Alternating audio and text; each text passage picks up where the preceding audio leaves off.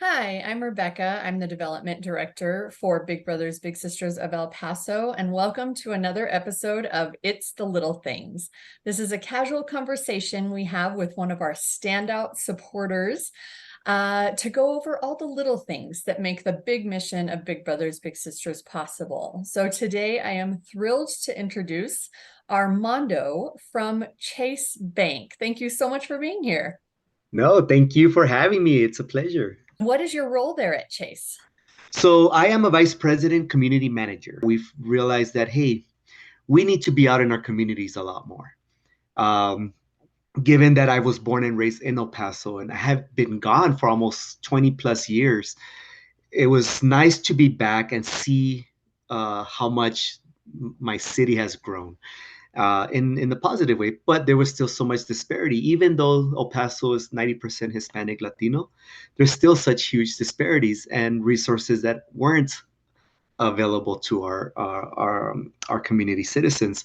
So so with this role, I get the opportunity to be out there to provide those resources and to give back. El Paso has done so much for me, my family, and so it's just so beautiful to see the culture, the people, the history, the food, Yep. more than anything, right? But it's just so good to be back and to be able to provide and to be able to provide those resources, inform the community of the resources that are available, but to be able to give back in person as well. Well, we very much appreciate that you all have kind of taken on that responsibility in the community. And obviously, as I mentioned, we have benefited greatly from it. You all were so supportive with a generous contribution sponsorship of our Top Golf event, and you all got to enjoy that. How did you enjoy that event with us? That was great. Every person, that every partner of mine that went and joined us, had never been. So for Oh. them, it was quite the experience, and it was such a fun time, to be able to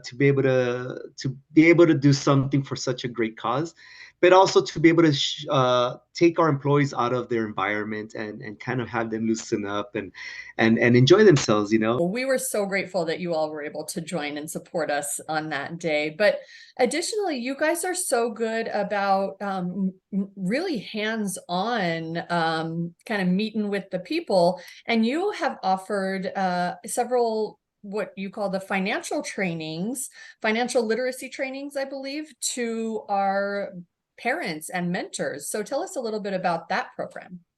Absolutely. So, in order to grow and in order to start this inequality, right, we realized that, hey, we need to start talking a little bit more about generational wealth and how to create generational wealth. Mhm. The two main benefactors to generational wealth have to do with having your own business, being a small business owner, and probably the fastest one is becoming a property owner, real estate, right? So how to become a homeowner.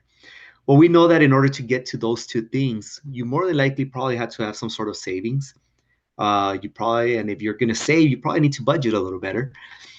But the most important thing is probably have to have good credit. And these financial literacy events that we host is to bring light, awareness, but also to start implementing and planting that seed, right? Right. A lot of the curriculum that we teach is goes as early as kindergarten, and we host people up to our elderly community.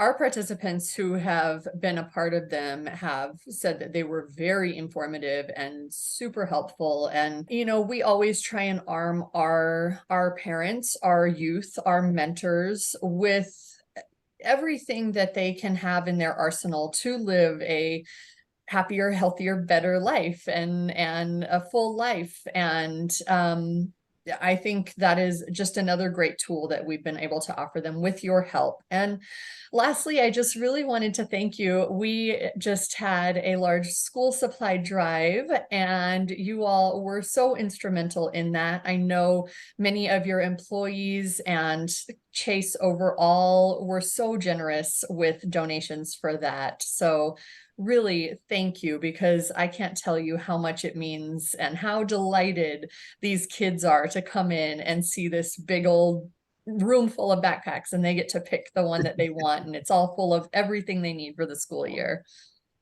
Absolutely. No, thank you. And it was very heartwarming to see those smiles at firsthand. I was there to participate and volunteered in handing some of those out. Mhm. I was also in the back room where they were creating the thank you cards for a lot of your sponsors. Yep. And it was great to see the smiles on their face.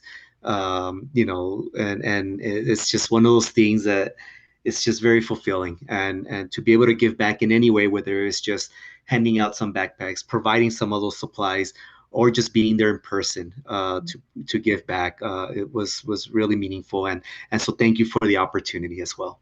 We are so grateful to corporations like Chase and you personally for helping us do what we need to do in the community. So thank you so much. And for everyone else out there, you see all the ways that there are to get involved, and we encourage you to think about your own life and see what might work best for you. Maybe you could be a board member, maybe you could be a mentor, maybe you could be a donor, maybe you could offer some sort of training on an expertise that you have.